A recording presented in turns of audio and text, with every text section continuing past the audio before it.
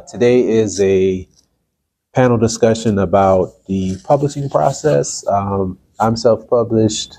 I'm self-published as well, and I'm a published to a publisher. That makes sense. Yes. And so I guess we'll just, go down, ladies first, and then I'll go last. And we'll talk about our different journeys as being published, self-publishing journey, the different things as far as the process, writing your manuscript, all the ins and outs, that's a major one. We have marketing, things we've learned throughout the process. And yeah, so what do y'all want to go first? I'll go first. Hi everyone, my name is Taylor Simon. I self-published 2 poetry books, collections. I'm recent to self-publishing. I self-published my first book in October of last year, and it was called Phases. And that collection was just, people always ask me how long it took me to publish that one, and I say 3 years and 2 weeks at the same time. And the self-publishing process took 2 weeks, but I have been writing the poems for about 3 years. A lot of them came from the unlearning process I was doing around just thinking that this is relevant. Today's my birthday, and I'm a Cancer. Fun fact, if you look at the book cover of Phases, it's actually the Cancer constellation. So that's just a little Easter egg. And Cancers are, thank you. It's the big 3-0 for me today. Yeah. So just Cancers are very stereotyped to be very sensitive, crybabies, things like that. And about a year ago, around this time, I was experiencing a lot of internal issues around that, and mental health struggles about thinking I was too sensitive for the world, and therefore I shouldn't be in it anymore. And just coming to terms with how sensitivity is my superpower, and leaning into being attuned to my emotions, emotionally aware for other people. Being sensitive is a way that I care deeply for other people. How sometimes that was people pleasing or trying to project this air of perfectionism to be oh no, everything is fine. I'm not sensitive. You don't have to worry about me. Let's talk about you instead.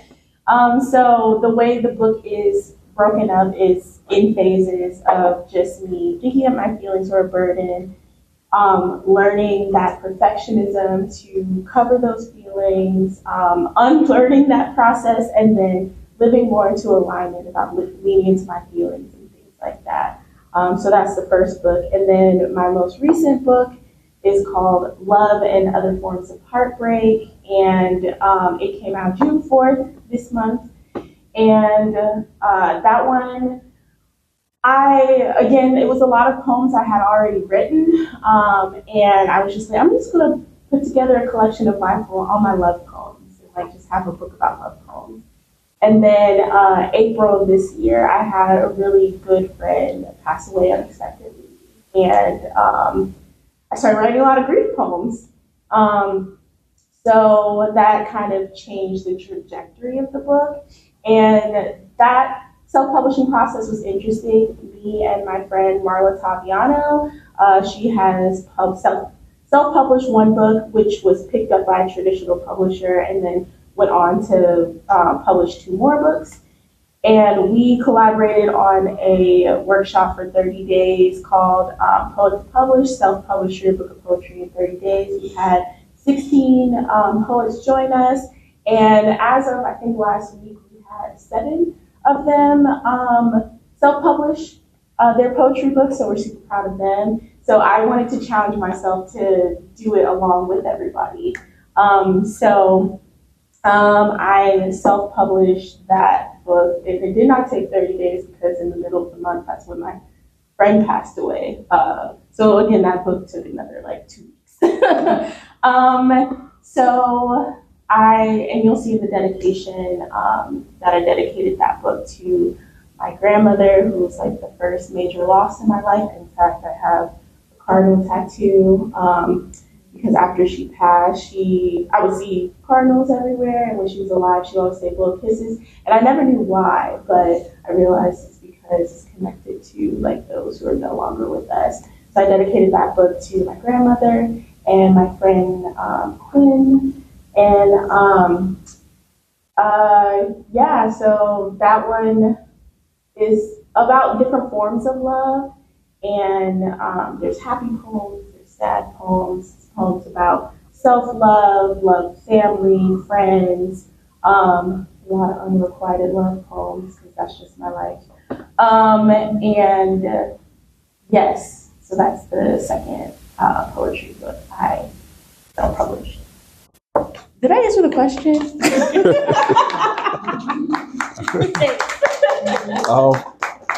What would you say was the hardest process as far as self-publishing? Taking marketing completely out of the equation, I would say formatting my poems and trying to figure out like how I wanted them to look on the page to really like enhance the message. So something you'll notice about my poetry books that I really love. Don't call me basic, but I love the poet Ruby Tower.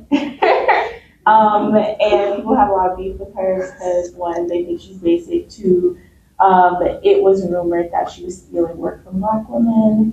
But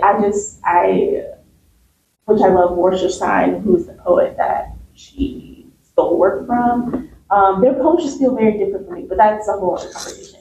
But the way Ruby writes her poems, they're very short, mine are short as well, and she puts her titles at the end of the poem, and I just feel like I don't know, the way I write my poem, my format my poems with my title at the end is just like, it's like you're in it, and then it's just like, okay, this is what it is after you experience it.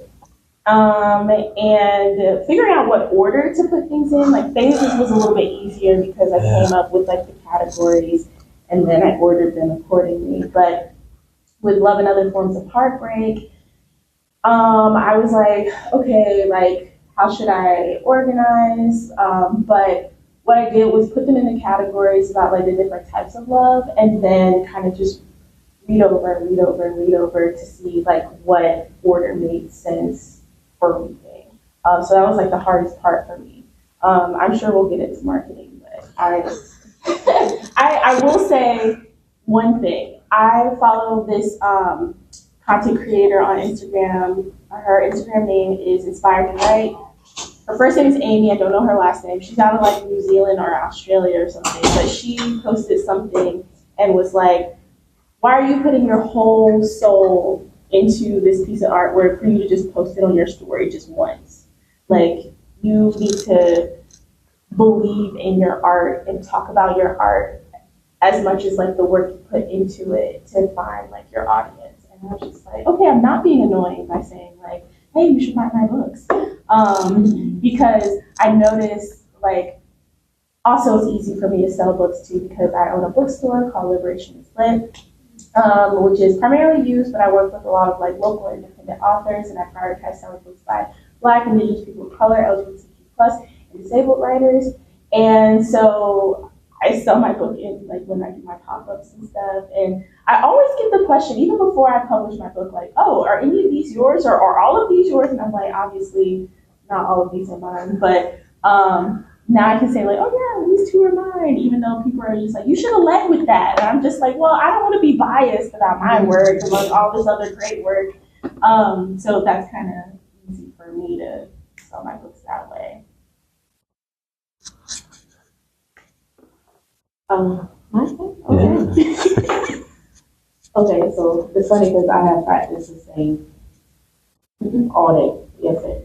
I'm gonna start mine off with a poem out of my book. That's okay. So it goes like this. I'm no longer bound by the words you have spoken.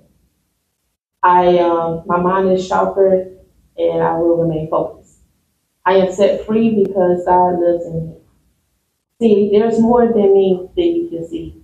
I'm courageous, I'm victorious, and I stand in victorious. See, it's the strength and boldness that I speak. I am God's creation and I don't lack for anything. There's provision and so much more. So I don't have to squeeze in to fit because I shall fit in places that God placed me to be. See, it's not all that is played out to me. I stand before you, Victoria, honestly yours. So that was a little behind the scenes of my lifestyle. Thank you.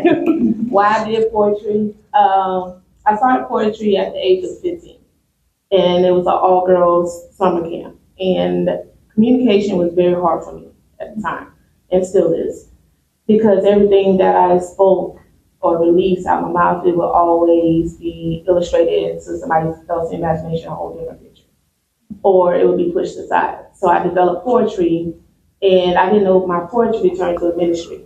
So it's called True Story Through Poetry Ministry. Speak it, write it, vision it.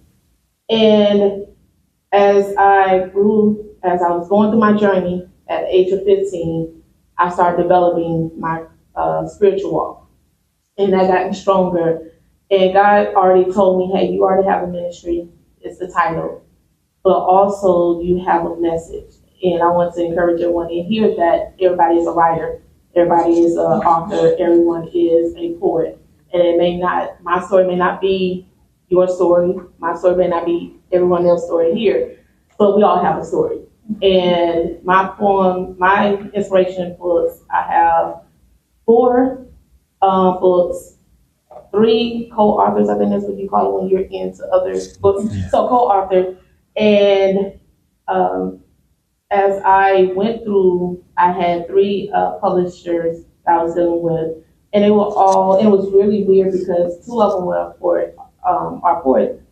And one lady that did my first book, I did not know who she really was because I was young. And I did not like how the format was when I got my book. So the second time I went to the lady that did my book for the first time, and I was expressing what my concerns was and everything. She was like, did it have a little flower on the top of the cover? I said, yeah, that's the book. She said, yeah, we did that, our company. I said, oh, well, in this book here, I want to, I want to have it like this, you know. But it was, I thank God for the opportunity for us to have an encounter, and it was more, she could see my vision.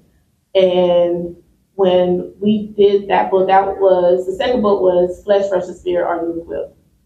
And that was about all my poems I put together about being a single mother, dealing with relationships, dealing with self-identity, trying to find my life and trying to figure out who I was. And that really encouraged a lot of people because we all feed our flesh more than our spiritual man. And the second book that I wrote was Vision Speaks Purpose. And that was about a person that was on a journey to discover their purpose. God told this woman she has 30 days, go out there in the island, I think it was like an island, and you can't bring nothing besides a paper and a pencil. No phones, no food, nothing. So it's like you're relying on God's strength to make it through to discover your purpose. And the last but not least book that I just released is called She's Filled with the Fire. And that's just to motivate and encourage, because in that process of writing that book, I was going through a healing forgiveness journey. I'm just going to tell my story. At the age of 15, I was raped, and I was dealing with some, issues in healing process. Now in my 30s, I was raped again. So my reaction was totally different. I said, God, I'm in the process of publishing this next book, and it's about forgiveness and talking to the younger self. And I was just like, God, why did you put me in this position again? Or why am I in this position, So he said, I want you to change your reaction, how you're responding to this situation, and speak to that younger person. And as I was beginning to write, I got more, that I felt something different. And I felt that fire, and I'm like, this is it, and I got excited and I published it and I told the publisher and I said, this is it, I'm done.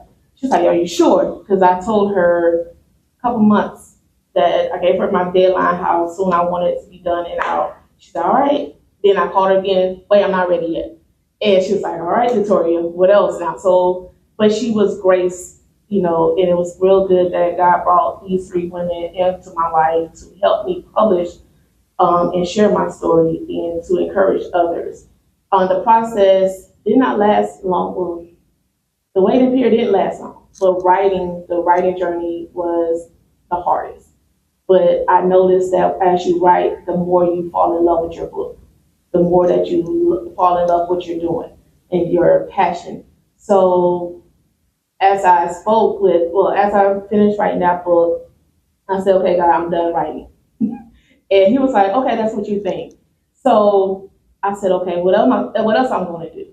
But I say all that to say is my connection with the books and being not self-published, published through publisher companies is that I had a lot of people ask me, Victoria, why did you not do self-publishing?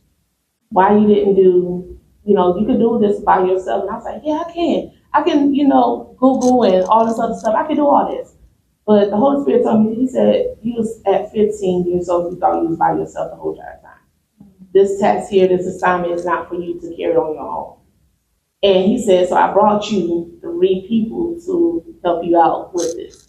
And it was good and bad because I'm like, they don't see my vision. This is not what I want. But also the vision it's a process really that taught me about patience, living in the moment of writing. So like I said, we all have a story. We all need to encourage each other. My stories are about my testimony. I don't do the pity party thing. Yes, I like to share because I'm sharing what God has brought me from.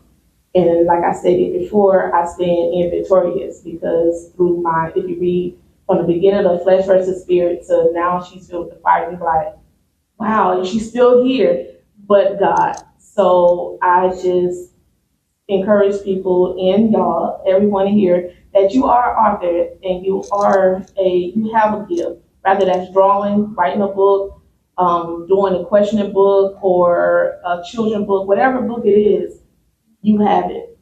Don't always question your time frame because there's no time frame.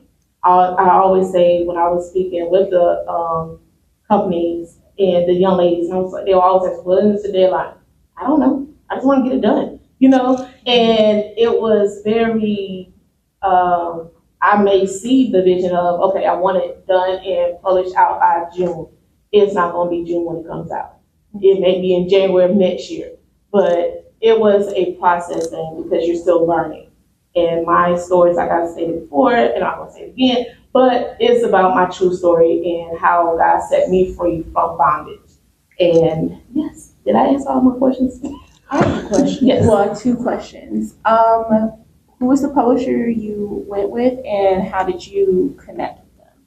Okay, so the first publisher I went with, she was, her name was Margot. Well, her name is Margot. She did not have a published company. If she did, I cannot remember. I was young. And that's when I was at the all girls camp, and she did our first book. And the second one was Sansis. Her name is Tribal Rain, and I went through her company, and she's also a poet, and they two actually knew each other. And I was like, oh, okay, cool. And I was talking mad trash about this lady, and all of a sudden I'm meeting her face to face, and I was like, oh snap! So it was like connecting the dots. And then the last publicist I met when I became certified purpose coach in 22.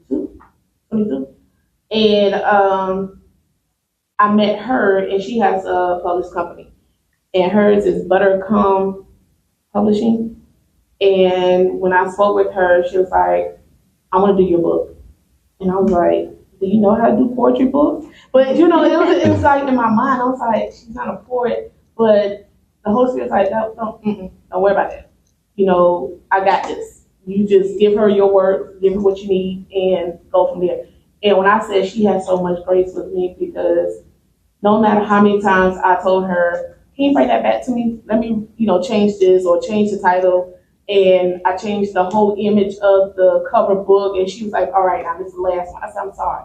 The visions are coming. It's not my, but just to know that the women that was connected, I also sowed in seeds by encouraging them, by them behind the scenes of reading my book or working with me with books. Did I answer those questions? Yeah. I guess I'll go now. My first two books were dedicated to love and how I got started on that journey. Um, I had gone through a period where I stopped writing poems out. I was still writing them in my head, but I don't know why. I just stopped writing them. And then my wife, I think we were friends at the time. Okay, we were friends at the time. I told her that I had wrote it. Well, she asked me when's the last time you wrote a poem. I was like, oh yeah, I got one in my head. And she said, that's a good place for it. So I felt challenged. So I immediately got to it and I finished that poem that day. And then once I did that one poem, I got back into the swing and I was like, man, I think I want to do maybe 9 more poems to kind of like tell like a story. And then as I kept writing and kept writing, it just developed into a book. And the book is called Love Letters, a collection of poems. And around that time, it's like a lot of negative comments towards love. Like people were saying all these things about love and that it's hurt and it's pain and all these different things. And every time I ask somebody, how is love, pain, all these things, they always name a person. It's always a person. And I'm like, it's not love that hurt you, it's the person that hurt you. It's the person who mishandled love that hurt you. And so I felt a push to get that out there, that message out there to help people see that love isn't all these negative things. And so a lot of people didn't know I wrote poems, so I had to create a blog to kind of get the buzz out of there. And so I started the Brown Sugar Cafe blog where I started posting poems every Wednesday. And at that time, the poems were love poems, but now they've shifted into more like inspiring poems and motivational poems. But that was the motivation behind that book. And then the second book, same thing. I just felt a push for continuation of love. And so the second book is called The Essence of Love, and both of them I self-published. I never thought about submitting my stuff to a publisher. I don't know why. I never thought about it. I just wanted to get the stuff out there because I felt like I had a message of love that people needed to hear. And I don't know, I just went the self-publishing route. So fast forward to my current book. I thought I had it on the table. I think I put it in my bag. I noticed that talking to my peers that a lot of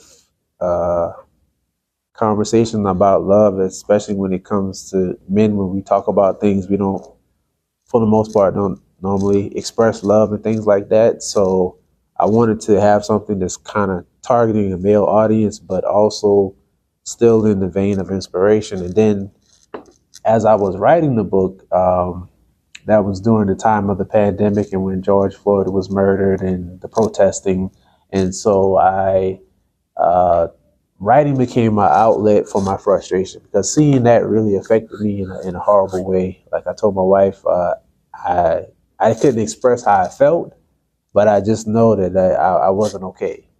Like it was hurt, pain, sadness, frustration and anger. And I really couldn't put it into words. And she said, you don't have to be okay. It's all right. And so I prayed about it. And every time I prayed about it, I just kept hearing write. And so that's what I did. I started writing. And then some of the poems didn't make it into the book, but it was my outlet, my therapy. And a lot of the poems I realized like my book was kind of shifting. And whatever I put out, whatever I share with people, I want to leave hope. Like that's always my main thing. I want to leave hope. I want to leave encouragement and inspiration. And so some of them I tweaked some of the poems back. And there was one that I wrote. It's called Familiar Fruit, and it's the modern day version of Strange Fruit. And I wasn't going to share that poem because I thought, at the end of that, I mean, that poem doesn't have any hope in it. So I was talking to my wife and my mother, and almost at the same time, they said you should put it in there. So that's the first poem in the book, and then I have a kind of explanation of where it goes. But the title of my most current book is called "Pain Is Not Our Only Paintbrush," because I realized that a lot of our stories, when it comes to Black stories being shared, it seems like the most traumatic ones and the ones that have trauma are the most popular ones. And so even with my writing, doing the whole processing and things like that, I realized that, I didn't give any hope. And so I wanted to put stuff out there to show us and everybody that pain is not our only paintbrush. So it's a bunch of poems in there intended to encourage people. There's things in there that shows that pain is not our only paintbrush, no matter what we go through. Pain is not our only paintbrush, but it's through the eyes of a Black man. And then with this particular book, I ventured off into doing something different because my first two books were just, poetry books, had the words in there, but I wanted to have some sort of color in it. So what I did was I reached out to somebody to help me with the design on the inside, and as you can see, it has like a bunch of colors. And so, you see this dark cover here, but inside of it is, light, hope, inspiration. So that's where the concept for that came from. And that process was a little different from the first two because I actually reached out to somebody to help me with the design on the end. And the cover I actually designed myself. And funny story about that is this wasn't supposed to be the cover. I was reaching out to different artists because, there were some paintings and photos that I saw that were really, really, really cool. And I wanted one of those to be the cover of my book. But something happened each time. Like the artist would hit me back and then something would happen along the way. And I wanted people to know that I had a book coming out. So I was like, I need to throw something together just to let people know, like, hey, I know I've been talking about this for a while, but the book is finally coming out. And so the design was just this and without this streak across it. And so I put it up on social media and everybody's like, oh, I love the cover. And I was like, no, you're not supposed to love the cover because it's not it. And so I talked to one of my other poet friends, and he's into art and stuff. And he said, well, maybe you could put like a paint stroke or something, a paint splatter on like one of the letters. And then I thought about it. I was like, maybe I do like a paint stroke through paintbrush. And so this became the cover. And this process was different because I put a lot of thought into how I wanted the inside to look, and I found somebody who could bring it to life. But the journey through self-publishing is it's a pretty interesting one because with that first book, it was a lot of stuff that I didn't know and a lot of stuff that I could have figured out because my mother self-published, and I remember trying to upload my book. And this one day I asked her, I was like, I'm having a problem with uploading my book. The words keep shifting. And she was like, you turn it into PDF. And I was like, why didn't I talk to you 2 weeks ago instead of trying to figure this out? But I was just trying to do it on my own. So, if you're self-publishing and you know somebody who has, please talk to them and ask them for things. Don't be ashamed or don't try to do it all on your own because people have been through the process before you. And so that's kind of what we're here for today is to talk about our journeys being published and being self-published.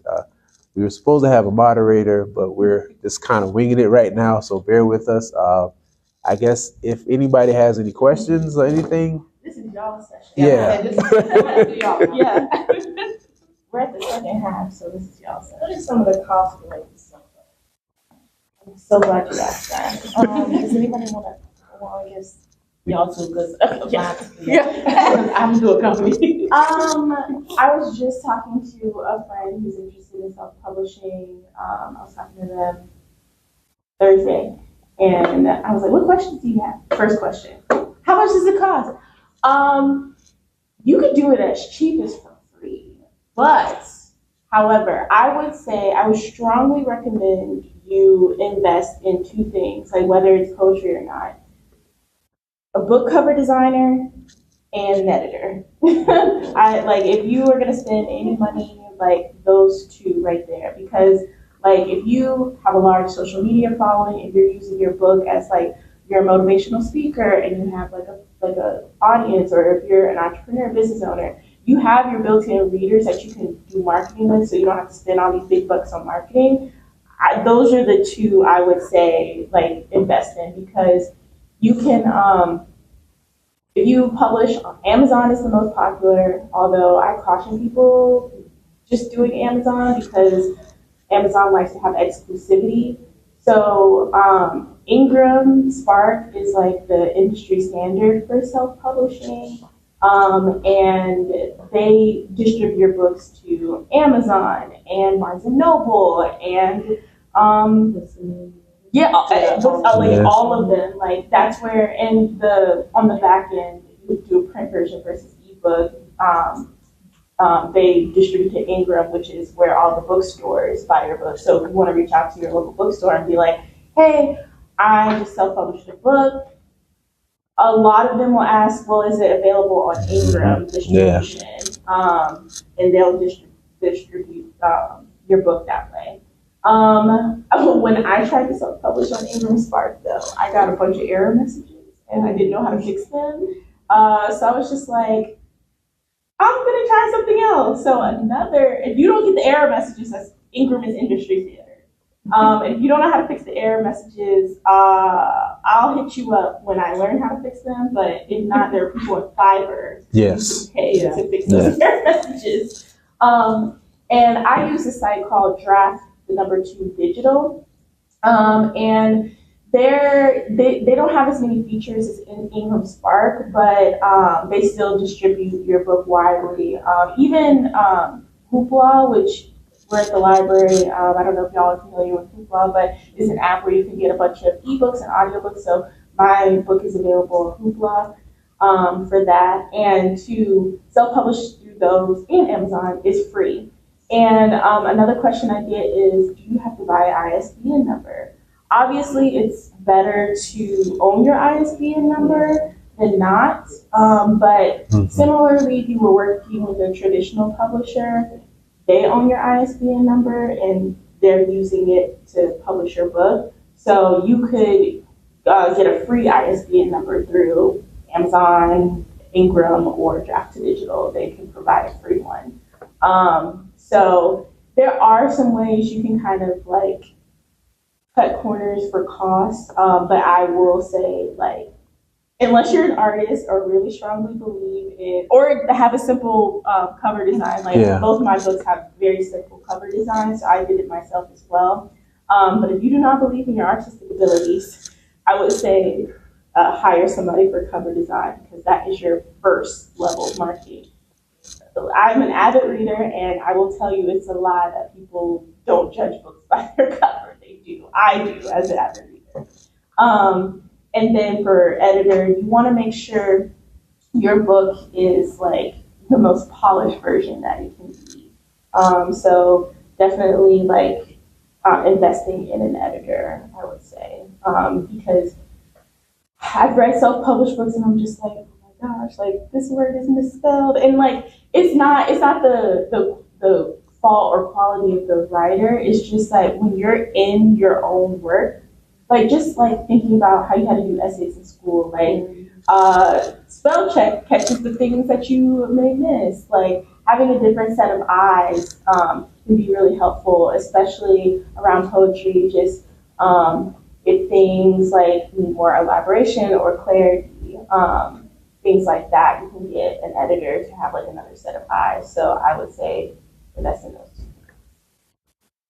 two. I agree.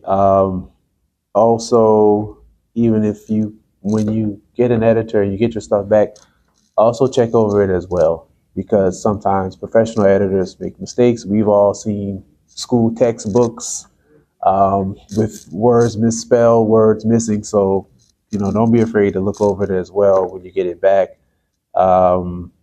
publishing through Amazon. That's how it was Create Space back then. That's how I published my first two books. You can publish on Amazon and Ingram Spark at the same time. The only thing is when you do it on Amazon, and it'll ask you to if you want to do the expanded distribution, don't check that, and that way you can do the expanded distribution through Ingram Spark because expanded distribution through Amazon takes more of your profit out. So it gives you all the information on it, but you just got to pay attention because you could get caught up into, just wanting your workout. And of course, you just want your workout. You do want a little bit of compensation for what you're doing, your time and your efforts. But Amazon is pretty good. Just don't use the expanded distribution. Use Ingram Spark for that. And like Taylor said, when people are reaching out to you about your books and stuff, like bookstores, they go through Ingram Spark. I learned that from my first two books because they were only on Amazon. People were trying to get my books, but they weren't through there, so I couldn't get them in the bookstores because they weren't through Ingram Spark. But I was able to, with this third book, I did it on Ingram Spark and Amazon. But what I did was with my first two books, I removed the expanded distribution from Amazon and I got everything moved to Ingram Spark, the expanded distribution. So it's still on both, but as far as when like somebody from a bookstore or something orders it, or it will come from Ingram Spark. And then you get a percentage. Of course, they're going to take their percentages out. And what we're talking about is print on demand. Mm-hmm. So you don't have to actually buy the books and house them, but I buy copies of my books so I can have them on hand. And of course, when you're getting your books printed, you have your own copies. And then there's different things as far as the cost for the books. That's going to determine pretty much how much you want to charge, because Ingram Sparks give you a lot of options. You could do hardback. You can do the hardback with the book sleeve, paperback, of course, and then the thickness of the paper. This book, it has some thick quality paper. So that's something that I really wanted. So if anybody gets a book directly from me or from a bookstore, they get this version. But if they get it from Amazon, the paper quality is not as thick because they didn't have that option without making it premium. It has a lot of color, as you can see. The premium version on Amazon, it would have cost too much to print that. So I did the medium version, which is still color, but it's not as bright. So that's something you want to think about as well. Is like, how much do you want to charge for your books, and how much are you willing to make in return? Like I said, you want to get your stuff out there. Of course, you want to be compensated, but that's what you really look at. The cost of, like, the two platforms are free to upload your manuscript, but you want to look at the cost of how much you want to charge for your book. The printing costs, how much it's going to cost for the books to be shipped to you, because that's a cost as well. So you have to look at all of that. But to get started, it's free, except for, the ISBN number. And if you're going to be writing more than one book, it's better to get more than one at a time, because you get a discounted rate instead of just getting one. Yeah, instead of just getting one. The other company, like Ingram Spark and Amazon, they do provide it, but they in essence own your book. So you want to have your own ISBN number. There's also the cost of You said they own your book? if you get their ISBN number, they essentially own your book. So you have to get your own ISBN number. Then it becomes your property. So that's the difference between going freelance and having an editor or something? Well, that's different. No, it's kind of the same, essentially. It's like you're self-publishing, but the publisher is Amazon or Draft Digital or Ingram Spark. So if you were go through like Pinkham Random House, since they're providing you with the ISBN number, they own your book too. So it's like the same, unless like you have complete ownership or you buy your own ISBN number. That's not to say that you don't own the copyright of like the material. Right. So which is better, the hardback or soft? It depends. It's the hardback is definitely more expensive. So it just depends on what you're trying to publish. Like if you're publishing a children's book, Yeah, because you know kids are pretty rough on books and stuff. They do make softback books that are kind of strong, but I would say like a hardback book. If you're doing something like a cookbook, I would say hardback. Or if you just want a hardback book, then go for it. But paperbacks are, of course, the cheapest. And then the pages inside. If you just have just words in there, it's going to be less of a cost if it's just word compared to if there's color in the book. So you have to look at that, and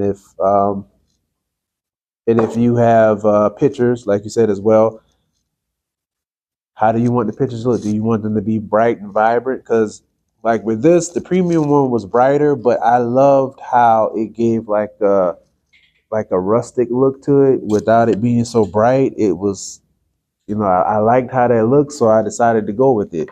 If you put pictures in the book, you might want that rustic look compared to shiny. So it just depends. Like the cost can get up there, which in turn will make your book more expensive.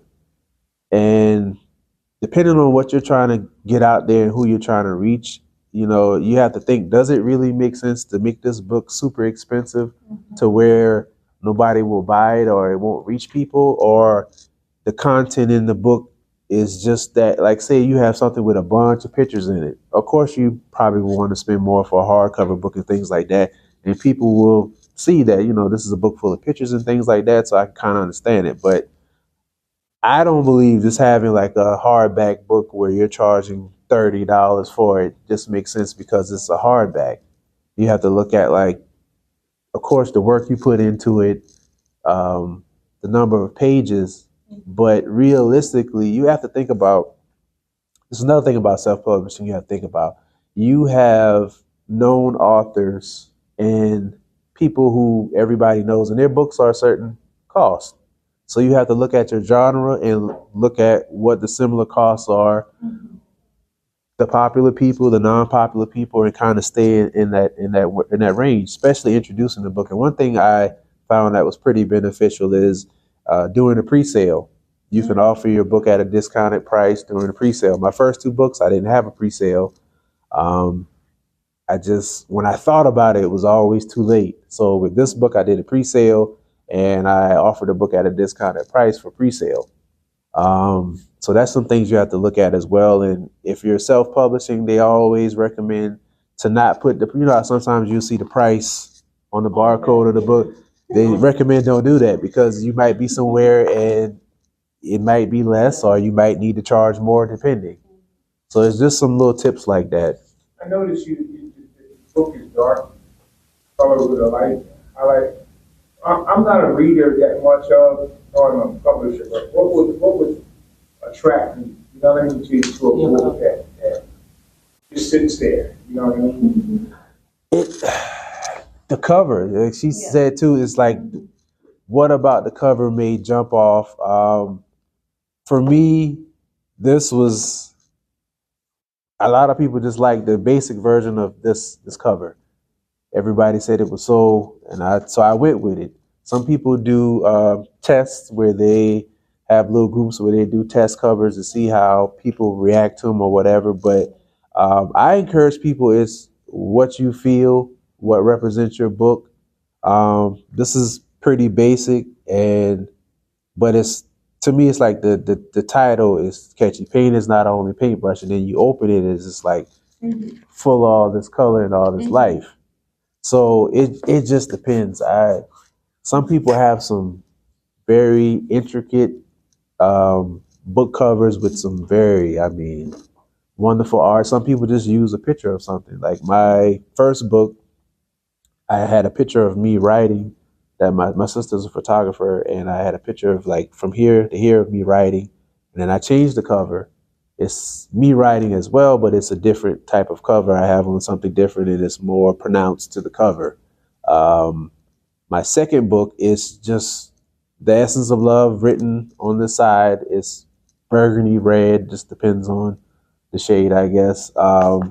And just the lettering, I noticed that people were drawn more to that book because, for one, it's to the right hand side of the book instead of the left. So that catches people's eye, and it's like, okay, The essence of love. What is this about? So it's different things like that to try to catch people's attention, but also capture what you're doing inside of the book. I definitely, if you're doing your book cover yourself, definitely get people's Yes. input. Because for my most recent book, Love and Other Forms of Heartbreak, I was looking at like Pinterest for like ideas and inspirations about like the vibe and stuff. And I'm really drawn to an image of somebody lighting a rose on fire. And so I was like, ooh, yes, cover like a rose on fire. And then my Gen Z little sister was like, why you got this Twilight looking book cover? And she was like, you're such a millennial. And I'm like, okay. Because it was so funny because when I did the like Rose on Fire test, it was like all the millennials, like, yeah, I love it. And then my sister was like, no. And then I started thinking about like this like rose like book cover that I thought was really cheesy that was on my grandma's bookshelf, and I was just like spiraling. I was like, okay, no, I'm not gonna do it. So I really like the idea of like playing with shadow and stuff. So I found like an image of like somebody holding a rose, but it's like a shadow. So that's the book cover. It is a stock photo I got from Canva, and I played a lot with like the vibe of fonts. Like I spent way too much time playing with the vibe of fonts. Because fonts are important, more important than we like think they are. And I will say I will warn people about stock photos because I used a portion of it. I be careful which stock photos you use because there have been books I'm like, I'll scroll on Canva and I'll be like, where have I seen this photo on a book before? So be very, very particular and careful about using stock photos for book covers. Yeah, I know with mine, I did all mine book cover, but besides one, I had my cousin draw the second one, which is Vision Speaks Purpose, because it's going to be the idea of the book was a diary of Anne Frank, and it was she just drew a picture of a road and the clouds and everything, so it was hers, but the my publicist, she made it into a digital part. Which was still good, it was still her picture and everything, and it was ours. Now the first one I did was the Flesh versus Spirit, and I was like, okay, I didn't know what kind of cover I wanted, but thanks to with them working with them, she gave me two covers. One was with the lion and the sword, and the one was just the lion that was standing back in the blue. And I was like, oh, I love that one because it tells the story. And that's when I went with, because I know when I tried it, I went through the, what's it called? The Spark Photoshop photo. It was like, and I went through there, and then also she told me about the free copyright photos websites you can go on. But I went on there and I was looking, but it wasn't speaking to me at the time. So I said, I'm just gonna draw my own. So, and also I merged some photos, like images, like the last one I did was two fires, because I wanted the sheaves filled with the fire, but I couldn't do that because someone else had the sheaves filled with the fire. So it was an issue with publishing at that time. So then I said, well, I'm just gonna do a plain color, and just do the title the way I founded that, and then just to stand out better. So it'd be best if you do your own or have someone else to create your book cover to bring the image to life. Have you guys ever tried to use AI? Have you ever thought about using AI for book covers? I kind of. AI? Artificial intelligence? I kind of almost did with this cover, but after looking at it, I was like, that's not really what I want. Yeah. So what's an AI image? What would you bring it what you want it to be? Yeah, pretty much. A lot of people are using artificial intelligence to like create covers, art, and books, and I have very strong feelings about it. I feel like if you are going to put I feel like writing a book shouldn't be for money. Like, of course you can make money from a book, but I feel like with the introduction of like ChatGPT see in AI, people are just like, oh, I'll just have the AI write the book for me and I just like make money off of it, passive income. And then it's not art anymore. And AI steals, like AI is basically a very sophisticated program that takes all these things from different people on the internet. So it's stealing from other people's like intention and art and time and labor. And I feel very strongly against authors using AI. And also Amazon and all the self-publishing platforms, they have a disclosure about like, did you use AI for any part of this book? I will say, I say all that to say, I use AI as a tool to help me sometimes with my book. Like, if I'm completely stuck on how to write a blurb, like, I'm just like, I don't know how to talk about this book. I'll use it as a stepping stone to be like, okay, these are some things like I can talk about or use it as like a template. But I don't suggest using like AI art or and like especially with the words, like if I'm reading something, I've gotten to the point where I can tell ChatGPT wrote this. Yes. And like again, like I said, like being an author, you're an artist. Like you want to put out your work, your soul, who you are, not an amalgamation of like other people. That's what it sounds like. That's a good point, because you really want your energy in it and not something else to take away from that. That's We have time for one more question if anybody has another question. Can y'all write my book for me? Okay, that is a difference between a ghostwriter though. Too. A lot of people do elect to use ghostwriters to like write their book and stuff. But again, you're paying an artist. It's like no difference than paying an artist for a book cover. So that's like the difference between ghostwriting and I have a question. I'm just wondering if you guys like ever submitted poetry to like poetry magazines or anything like that. Like it feels like a way to dip your toe in versus like, because I feel like I have both instincts. Sometimes I'm like, oh, I want to submit to some place, and sometimes I'm like, I don't have a book. So I guess I don't know if you can tell myself that. I did submit one poem to the Buttercom Publishing company. That's the one that did my last book, and I was hesitant to like, but I don't want this. You know, it's my piece, my work. I don't want it to be out there. But she was looking for a poet at the time to enter in her magazine, and I was like, well, sure. You know, I'll do something small because once again, I'm still trying to get my feet wet and trying to. But that was a working piece as well. So that was kind of iffy. That's something that you got to pray on. And that's if it's meant for you to do it, then go for it. But that's a iffy thing because I don't want my work to be plastered anywhere. Because I'm a person that I have to go behind the scenes. I got to know where am I putting this at. You know, where is this advertising? What's the call sign? Let me know about your company. I have to do some research before I submit any work to anybody. Either it's just insert in another book or insert in magazines or whatever. So. I have recently, I actually, I don't know why I didn't think about it until last year. I was like, maybe I need to be intentional about submitting some poems. So it's a few that I haven't heard back on yet, a few that I didn't get chosen, but that was something I was like, why didn't I ever think about that? Because I enjoy reading other people's poems and different things, and I'm like, I need to be doing this too. So this year, I started last year, but I'm being more intentional about finding different places to submit my poems so I could, spread my poetry. I definitely do both. I feel like when it comes to writing, I can't stick to one thing. Like I didn't start out in poetry. I started out in blogs. So I was like submitting to like different online publications for my blogs and stuff, contributed to different blogs, and I just been writing poetry forever and sitting on poetry. That's why like my collection came out. But I have definitely submitted and self-published.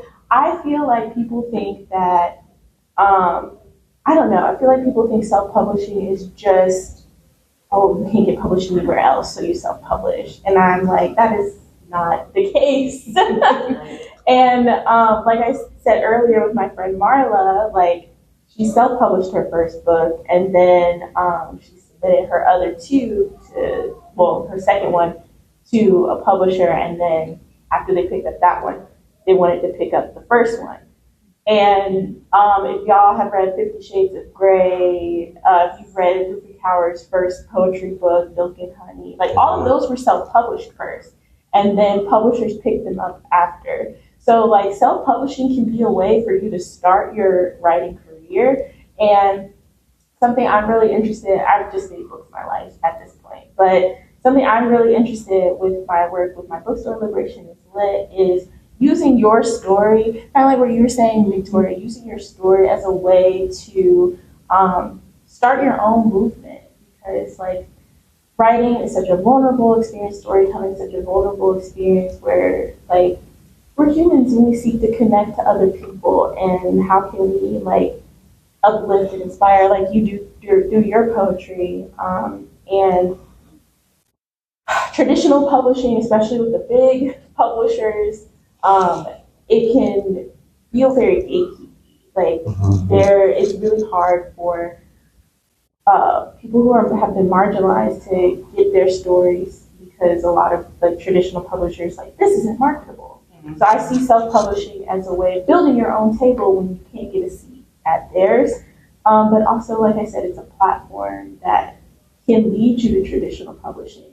But like also, don't be afraid to like submit your writing other places. Yeah. You may feel like there's a publication that like would be a very good home for like certain of your work, and like I said, I do both. Like you don't have to pigeonhole yourself into just self-publishing or just traditional publishing or just submitting to magazines. Like you can do it all. Like I'm writing a novel right now, and I never thought I would ever write a novel. So like you don't have to just do one thing. You can branch out and like play and have fun with your art. Yeah.